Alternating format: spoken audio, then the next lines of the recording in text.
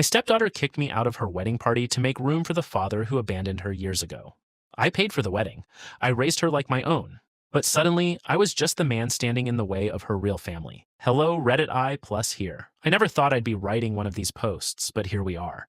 I'm still trying to process what happened because honestly, it feels like my entire life got erased in one afternoon. I'm 52 years old.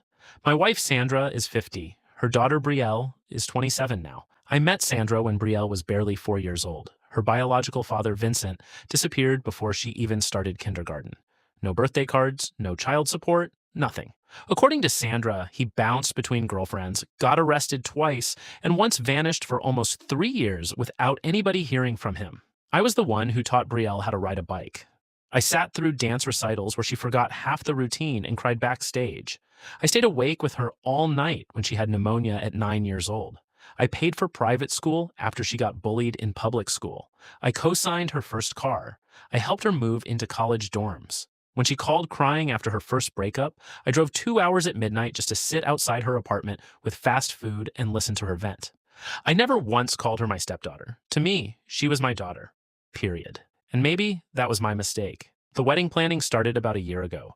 Brielle wanted this massive vineyard wedding with crystal chandeliers, imported flowers, custom everything. Her fiancé's family didn't have much money, and Vincent obviously contributed absolutely nothing. So guess who paid? Me. Almost everything. Around $68,000 by the time deposits and vendors were finalized.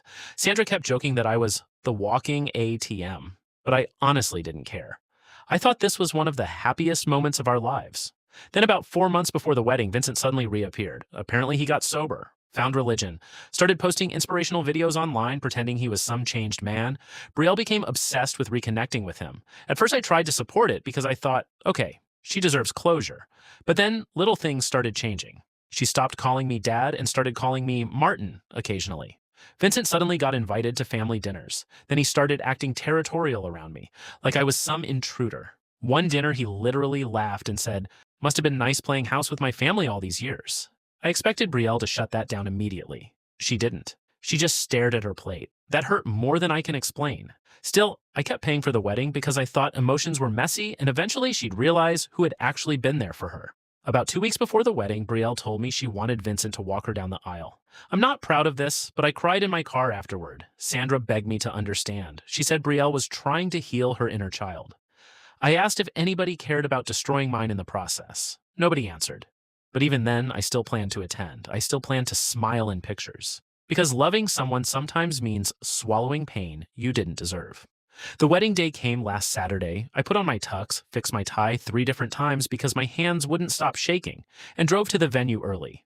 I noticed my name wasn't on the wedding party schedule anymore, but I figured maybe there had been some last-minute changes. Then I reached the entrance. The security guard asked for my name. I gave it. He looked uncomfortable immediately. Then he said, "Sir, I've been instructed not to let you inside." I honestly thought it was a joke. I laughed. Then he handed me an envelope. I knew something was wrong the second I saw Brielle's handwriting. The letter basically said she loved me, appreciated everything I'd done, but Vincent was her real father, and seeing me there would make him uncomfortable during his moment. His moment, not mine. The man who vanished for 23 years apparently deserved comfort more than the man who actually raised her. Then came the line that broke me completely. "You'll always be important to me, but I need you to understand your place in this chapter of my life. Your place after everything."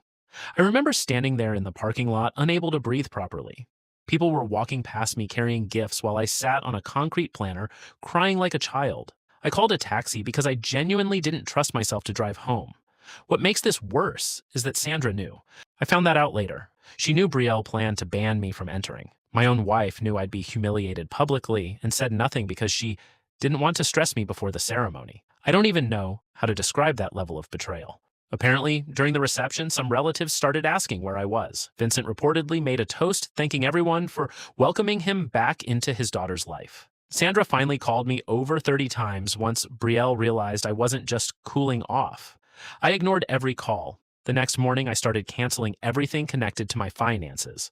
The honeymoon suite, canceled. Non-refundable, unfortunately, but I didn't care. The luxury SUV I'd been paying for, gone. The monthly transfers helping Brielle and her husband with rent, ended. The college fund I was planning for future grandchildren, closed. And yes, I updated my will. Before anyone says I'm being cruel, understand this wasn't about money. It was about finally realizing I was only valuable when I was useful. That's the part keeping me awake at night. I keep replaying every memory, wondering if any of it was real to her. Did she actually love me? Or was I just the reliable guy with a checkbook? 3 days later, Brielle finally came to the house screaming and crying after discovering the accounts were frozen. Not apologizing for what she did, not asking how I was. Her first words were literally, "You embarrassed me after everything." I laughed in her face. Actually laughed. I asked her where that concern for embarrassment was when security escorted me away from the wedding I paid for. Then Vincent showed up too. That man had the nerve to call me petty and say, a real father wouldn't punish his daughter over one mistake. One mistake? 23 years was the mistake. I finally snapped and told him if he wanted the title so badly, he could start acting like it financially too. Brielle started crying harder when she realized Vincent couldn't even help them pay rent. Sandra says I'm destroying the family, maybe, but honestly, I think they destroyed it first. Right now, I'm staying with my brother because I can barely look at my wife without feeling sick. She keeps insisting Brielle was emotionally overwhelmed and that I should forgive her because weddings make people irrational. But banning me from entering like some dangerous ex-boyfriend wasn't irrational. It was calculated. It took planning, it took discussion, it took multiple people agreeing I deserved humiliation. And somehow, I was the only person not informed. The worst part? I still miss her. That's what's so twisted about being a parent. Even after somebody rips your heart out, part of you still worries whether they ate dinner or got home safely. I don't know what happens now. Maybe years from now, she'll understand what she threw away for a fantasy reunion with a man who abandoned her twice already. Because yes, apparently, Vincent disappeared again 2 days after the wedding once Brielle asked him for financial help. Shocking, absolutely nobody except her. But I think something inside me permanently broke in that parking lot. And I honestly don't know if it can be repaired anymore. A week passed before I finally went back to the house. Not home, the house. That's how detached I already felt from everything in it. Sandra had texted me nonstop the entire time. Some messages were angry, some defensive, some guilt-trippy. A few sounded genuinely devastated, but none of them said the one thing I needed to hear. I chose wrong. When I walked through the front door, the place smelled stale, like nobody had opened a window in days. Sandra was sitting at the kitchen island still wearing pajamas at almost 3 in the afternoon. She looked exhausted. For a second, I almost felt bad for her. Then I remembered her standing there at that wedding, watching another man take credit for the life we built while I sat outside crying in a parking lot. That sympathy disappeared fast. She stood up immediately. Thank God. Please, can we just talk? I dropped my overnight bag by the stairs. Now you want to talk? Her face tightened. You vanished for a week. No, I said quietly. I was removed. That shut her up. For a minute, neither of us spoke. Then she started crying again. I swear, if tears fixed betrayal, this woman would have rebuilt the entire marriage by now. You don't understand how hard this has been, she whispered. I actually stared at her in disbelief. How hard for you? Sandra wiped her eyes aggressively. Brielle's falling apart. Vincent disappeared after the honeymoon dinner. Nobody can reach him. Her husband is furious because the vendors are calling about unpaid balances now that you canceled things. She's embarrassed. People are talking. There it was. Not, she's sorry. Not she regrets hurting you. She's embarrassed. I laughed bitterly. Good. Sandra looked genuinely shocked at that. You don't mean that. I absolutely do. Then I finally asked the question that had been eating me alive. When exactly were you going to tell me I wasn't allowed into the wedding? She looked away immediately. That told me everything. You knew for weeks, didn't you? Silence. My chest physically hurt. Jesus Christ, Sandra. It wasn't supposed to happen like this, she said quickly. Brielle was emotional and Vincent kept pressuring her and everybody was trying to avoid conflict. I slammed my hand on the counter so hard she jumped. By humiliating me? Her voice cracked. I didn't think she'd actually go through with it. But you still stayed silent just in case she did. More silence. I suddenly realized something horrifying. Nobody in that family ever thought I would leave. That was the real issue. They thought I'd absorb anything, accept anything, fund anything, because that's what I'd always done. Sandra reached for my hand.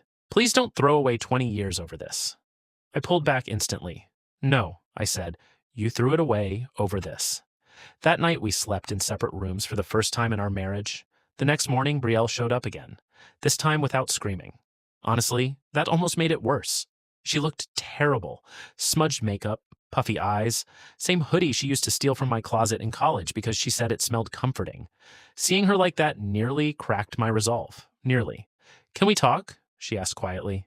I nodded toward the dining room. She sat across from me fidgeting with her wedding ring for almost a full minute before speaking. I didn't think you'd react like this. I actually blinked. That was her opening line. Not sorry. Not, I was wrong. Just surprised that I finally stopped tolerating disrespect. What reaction were you expecting exactly? I asked, her eyes filled with tears. I thought maybe you'd be hurt for a while, but eventually understand. Understand what? That he's my father. I leaned back slowly. No, I said calmly. He's your biological contributor. There's a difference. She flinched like I slapped her. Good. You don't mean that. I absolutely mean that. Her breathing got shaky. You're trying to make me choose between you. I almost laughed again because the irony was unbelievable. You already chose. That finally broke her composure. She started crying hard. Why are you being so cold to me? Cold.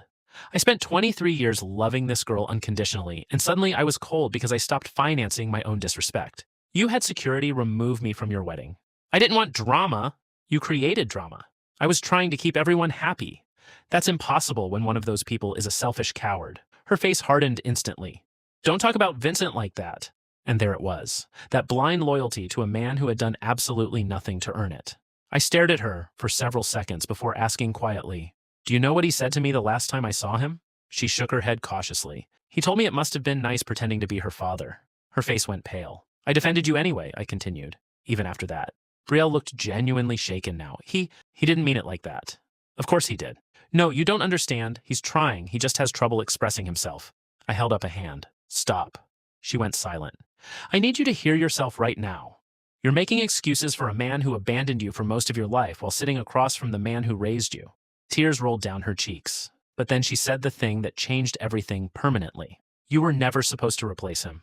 That sentence hit harder than the wedding, because suddenly I understood. All those years, part of her had always kept me at arm's length emotionally. I was the substitute, the placeholder until the real father returned. And the second he did, I became disposable. I stood up slowly. I think you should leave. Her eyes widened. What? You heard me. Please don't do this. I'm done begging people to love me correctly. She started sobbing harder now. I said I was sorry. No, I said quietly.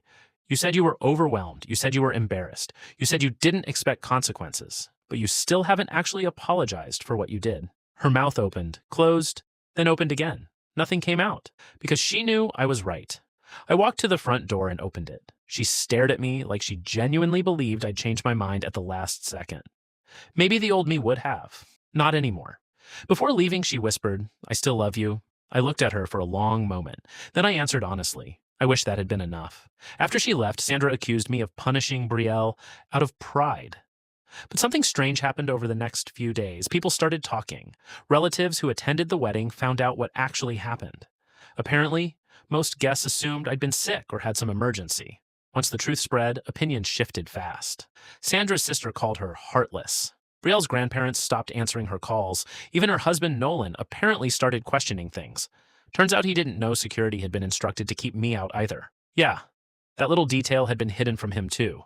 According to Sandra, they've been fighting constantly ever since. And the final twist? Vincent drained money from Brielle 2 days after the wedding, asked for a small loan to help with a business opportunity. $10,000. Gone. Then he vanished again. Phone disconnected, social media deleted, just like that. And somehow, despite everything, Brielle still defended him at first. Trauma really does horrible things to people. Last night, Sandra finally admitted something that made my stomach turn. Apparently, Brielle originally wanted both Vincent and me to walk her down the aisle together. I would have accepted that, gladly. But Vincent refused because he didn't want to share his moment. So instead of disappointing the deadbeat father who abandoned her repeatedly, she sacrificed me. The one person she believed would stay no matter how badly she hurt him. And maybe that's the cruelest part of loving someone too much. They stop fearing losing you.